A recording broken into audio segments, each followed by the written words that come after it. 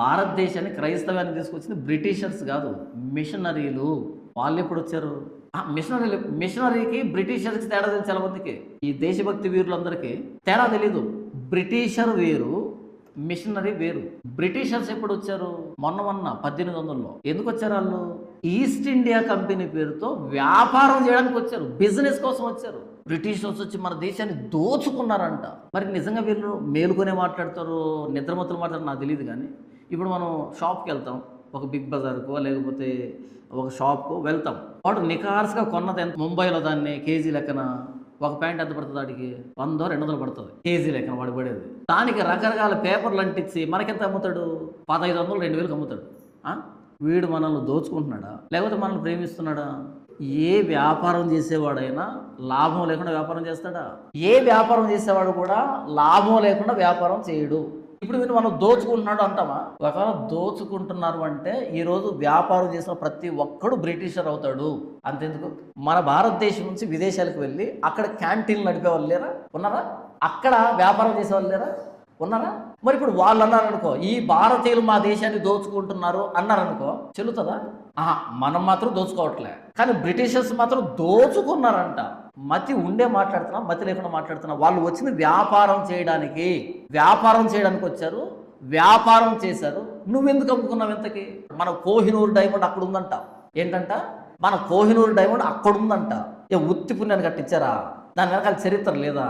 కాబట్టి ఉత్తుత్రే పోలాది గాలికి ఇలా పెద్ద గాలి వస్తే అలా కొట్టుకుపోయి అక్కడ పడలే. దాని వెనకాల ఒక చరిత్ర ఉంది. ఎక్కువ మాట్లాడితే దండేసి దండం పెట్టాలి వాళ్ళకి. వాళ్ళు లేకపోతే ఈరోజు ఇవన్నీ లేవు మనకి. అన్ని నేర్పించిపోయారు వాళ్ళు. బ్రిటిషర్స్ అంటే ఈస్ట్ ఇండియా కంపెనీ పేరుతో వ్యాపారం కోసం వచ్చారు. అలా వ్యాపారం కోసం అని వచ్చి స్థిరపడ్డారు, మన నెత్తిన ఎక్కించుకున్నాం వాళ్ళని.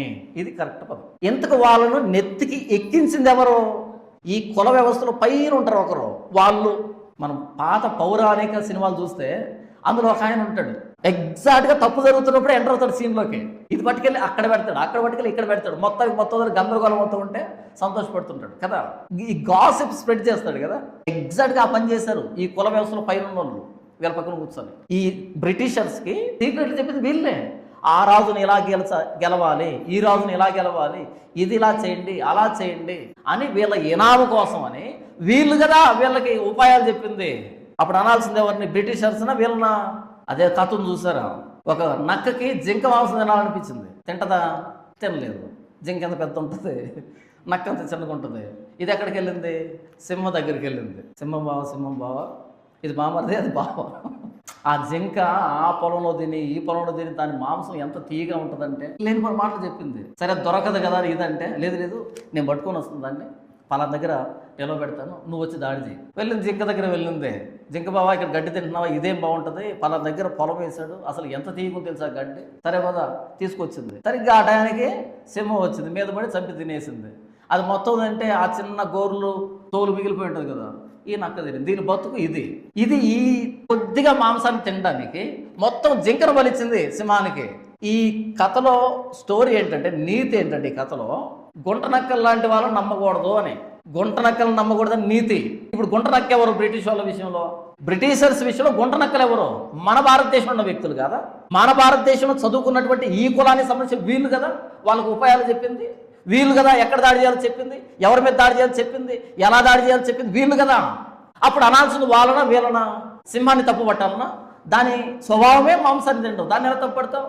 మాయ మాటలను చెప్పి ఇంకొక దాన్ని బలించినటువంటి ఈ గుంటనక్క మాట్లాడతాం మనం. ఇప్పుడు మనలో ఆగస్టు 15 రాగానే విపరీతమైన దేశభక్తి పొంగుకొచ్చి బ్రిటిషర్స్ తిట్టడమే దేశభక్తి అనమాట. ఇప్పుడు ఒకవేళ వాళ్ళు తిడితే కనుక ఈరోజు భారతదేశంలో వ్యాపారం చేసిన ప్రతి వ్యక్తిని తిట్టండి, అందరూ దోచుకుంటున్నారు. వ్యాపారం అంటేనే లాభాన్ని సంపాదించడం. వాళ్ళు ఈస్ట్ ఇండియా కంపెనీ పేరుతో వచ్చారు, వ్యాపారం చేశారు, మనకు కావాల్సింది ఇచ్చారు, వాళ్ళకి కావాల్సింది తీసుకుని వెళ్ళిపోయారు. వ్యాపారం అది. కానీ బ్రిటిషర్స్ భారతదేశానికి క్రైస్తవాన్ని తీసుకున్నారా? వాళ్ళు వ్యాపారం కోసం వచ్చి వ్యాపారం తీసుకుని వెళ్ళిపోయారు. భారతదేశానికి క్రైస్తవాన్ని తీసుకొచ్చింది ఎవర్రా అంటే మిషనరీస్. ఎప్పుడు వచ్చారు? మొట్టమొదటి మిషనరీ ఎప్పుడు వచ్చాడు భారతదేశానికి? 52 క్రీస్తు శకం 52 వచ్చాడు అపోస్తలుడైన తోమా. అటు తర్వాత బర్తొలొమై వచ్చాడు. అక్కడి నుంచి మొదలు పెడితే మిషనరీలు వచ్చి క్రైస్తవాన్ని ప్రకటించి అలా వస్తూ ఉంటే 1950 ఆగస్టు 10వ తారీఖుకి ఒక ఆలోచన వచ్చింది బుర్రలో. వీళ్ళని ఇలాగే వదిలిపెట్టేస్తే మొత్తం భారతదేశాన్ని ఆక్రమించేస్తారు, ఏదో ఒకటి చేయాలి ఇక్కడ అని అప్పుడు పట్టుకొచ్చారు చట్టాన్ని. ఎవరైనా ఎస్సీ కులం నుంచి యేసు ప్రభువుని నమ్ముకుంటే వాళ్ళు ఎస్సీ కులానికి సంబంధించిన వాళ్ళు కాకుండా పోతారు, రిజర్వేషన్లు తీసివేయబడతాయి అనేది పట్టుకొచ్చారు. క్రైస్తవం భారతదేశానికి వచ్చింది 1900 కాదు, 52లో. అప్పటి నుంచి క్రైస్తవ్యం విస్తరిస్తూనే ఉంది. బ్రిటిషర్స్ వచ్చింది మొన్న వాళ్ళ వ్యాపారం కోసం. అంటే క్రైస్తవ్యాన్ని భారతదేశాన్ని తీసుకొచ్చింది ఎవరో తెలియదు, వ్యాపారం కోసం వచ్చింది ఎవరో తెలియదు, కానీ గట్టి గట్టి ప్రసంగాలు చేస్తుంటారు. మూర్ఖులు అంటారు వీళ్ళని, కుహనా మేధావులని పిలుస్తారు వీళ్ళని. నేనేం చెప్పాను ఇంతకీ?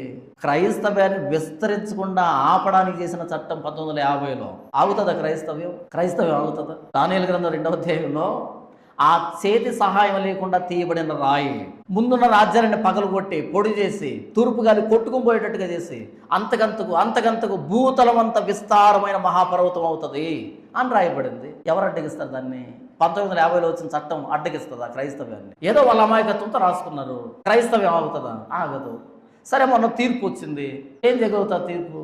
జల్లెడు పట్టింది, పచ్చు గింజలు వెళ్ళిపోతాయి, గట్టి గింజలు నిలవబడతాయి. మన మంచికే. అయితే బాధ ఎక్కడ అంటే, పుల్పీట మీద నుంచి మనకు శ్రమలు వస్తాయని బోధించకుండా యేసుని నమ్ముకుంటే మనకు మేలులు దీవెనలు వస్తాయని బోధిస్తున్నాం కదా, ఆ బోధ కలవరానికి గురి చేసింది క్రైస్తవ్యాన్ని.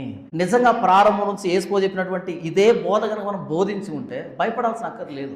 అలా కాకుండా అబద్ధాలు చెప్పి యేసు అది ఇస్తాడు ఇది ఇస్తాడు అని చెప్పి ఒక్కసారిగా ఈ తీర్పు వచ్చేటప్పటికి కలవరానికి గురైంది క్రైస్తవ్యం. అది బాధ. 1950లో చట్టం వచ్చిందే క్రైస్తవ్యాన్ని అరికట్టడానికి, నివారించడానికి, అడ్డుకట్టవేయడానికి. ఏం చేయలేకపోయింది. మన తీర్పు వచ్చింది, ఇది కూడా ఏం చేయలేదు. సంఘం సంస్కరించబడుతుంది, అంతే. సంఘం సంస్కరించబడుతుంది, ఇందులో మస్టు పోతుంది, చెత్త చెదారం అంతా సపరేట్ అవుతుంది. మరలా కొత్త క్రైస్తవ్యం, గట్టి క్రైస్తవ్యం, నిజమైన క్రైస్తవ్యం మరలా అభివృద్ధి చెందుతుంది. ఈ దొంగలు, దోచుకునే వాళ్ళు వీళ్ళందరూ వెళ్ళిపోతారు. ఇది అమలైతే కనుక, ఇది ఇలాగే అమలైతే కనుక జరిగేటువంటి మంచి పరిణామం, మంచి క్రైస్తవం బయటకు వస్తుంది. ఒకవేళ అమలు కాకుండా మరలా పోరాటాలు, గొడవలు, ఉద్యమాలు చేసి మరలా కనుక ఏదైనా చట్టం వచ్చిందనుకో, దళిత క్రైస్తవులని ఇలాంటివి తెచ్చారనుకో, యథావిధిగా మరలా ఇదే ప్రస్తుతం కొనసాగుతుంది. ఈ రాజకీయ నాయకులు ఊరికి ఉంటారా? ఓటు బ్యాంక్ పోతుందని దళిత క్రైస్తవులని కార్డు తీసుకొచ్చారనుకో, చెప్పుకోవడానికి ఏముండదు, మరలా దరిద్రమేక. ఆలోచన లేని వాళ్ళంతా వచ్చేస్తారు. ఆలోచన ఉండదు, సాక్రిఫైస్ ఉండదు, క్రయం చెల్లించడం ఉండదు, క్రీస్తు కోసం వదిలిపెట్టుకోవాలనేది ఉండదు. క్రీస్తు ఇస్తాడని వస్తారు, ఇంకా భ్రష్టు పట్టిపోతుంది. నాకు తెలిసి ఏ ఉద్యమాలు జరగకుండా, ఏ కొత్త చట్టాలు రాకుండా ఇది ఇలాగే కొనసాగితే అసలు సిసలైన క్రైస్తవ్యం, నిజమైన క్రైస్తవ్యం, గట్టి క్రైస్తవ్యం, బైబిల్లో చెప్పబడిన క్రైస్తవ్యం వర్ధిల్లుతుంది. ఈ చెత్తంతా పోవాలి, ఉండకూడదు ఇదంతా క్రైస్తవ్యంలో. ఇది నేను కోరుకుంటున్నది.